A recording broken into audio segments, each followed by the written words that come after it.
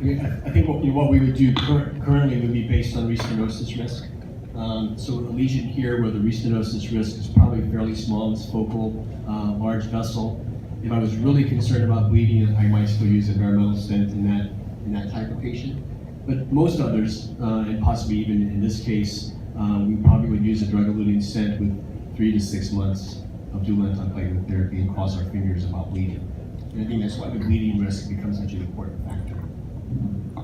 Yeah, look, what do you think? And these types of patients where you're considering dropping the aspirin on the basis of WUST, or there's some people who would sort of say leave them off the NOAC for a little while, leave them off the anticoagulation, and then restart it later. I mean, there's so much of a dilemma clinically in this situation, I think. Well, the thing with the 1 month of DAPT is recommended only for those patients who cannot tolerate long-term triple therapy, because these were not randomized data, these were big registry data, so at least you can do it if you have to discontinue. But if you follow the guidelines, then this case could be a drug-eluting stent case, and with the guidelines we recommend 3 months of triple therapy. I have a question. This was a patient from the reduced trial? Yes. So this is why you gave only 2 weeks? This is the one that... Very good, yeah. It's one of the first cover And the patient is still doing fine? No? so far. Yeah, because I think this is a very important study, and congratulations that you participate in that. So I'm very happy to see the results. How many patients have been enrolled so far? 59 so far. And accessing transradially, where the bleeding risk can be maintained to be low, and then proceeding without interruption for the patient. You do have to remember, if you do that, you do have to give periprocedural anticoagulation. We typically would use heparin during these types of cases, but it's a nice, elegant approach to deal with these patients. I just want to make a comment. I fully agree, bridging is out. There's no reason at all to do any bridging with the NOACs, but I do not agree, and that's why I'm saying this, that you must do this radial. Maybe I'm still a little bit old-fashioned, but if you have a very good puncture with the femoral and you use a very good arterial closure device, I mean, I'm not convinced that radial is really the only way to go. So a little bit hype about radial, but nevertheless, the patient is treated well, and that's good. So therefore, I think for safety reasons, this is the stent to go to for high bleeders.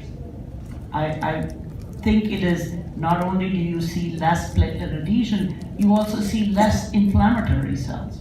So that may be the reason why you get less neointima in the long run as compared to bare metal stents. So I think this is the next generation of bare metal stents. According to me, there will be no metal alone stents, because coatings can be very anti-thrombogenic.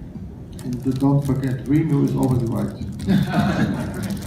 I may not be always right.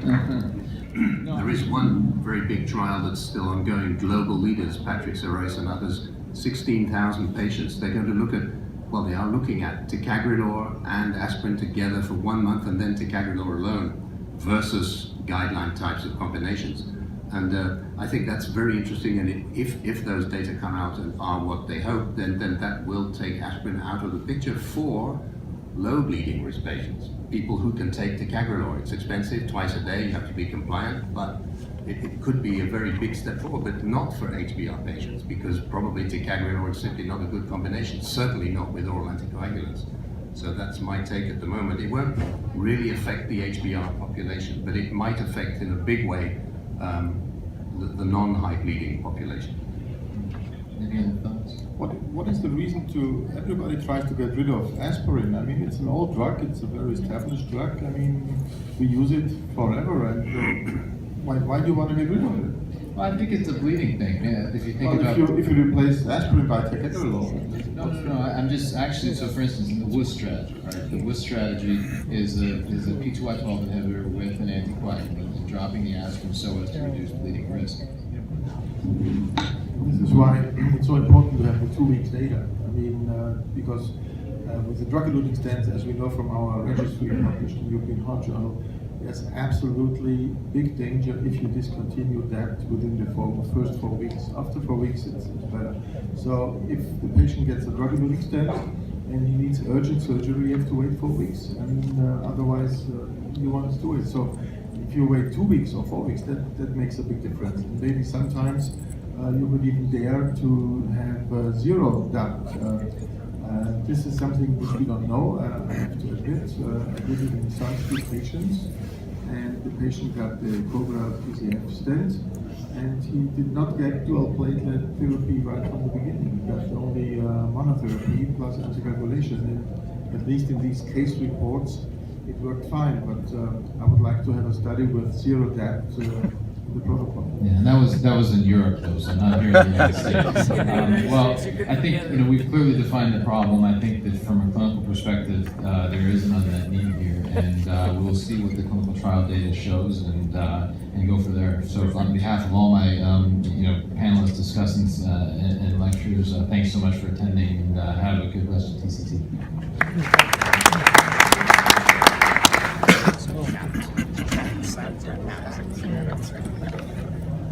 Now.